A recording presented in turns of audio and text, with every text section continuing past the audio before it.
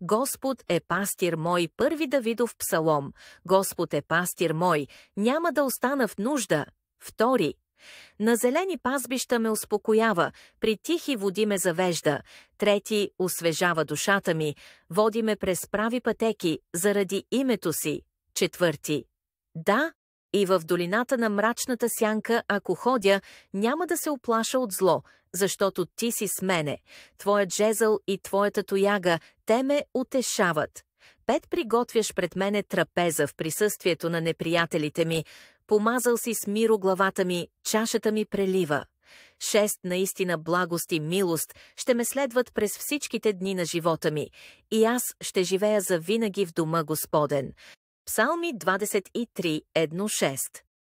Господ е пастир мой, първи Давидов псалом. Господ е пастир мой, няма да остана в нужда. Втори. На зелени пазбища ме успокоява, при тихи води ме завежда.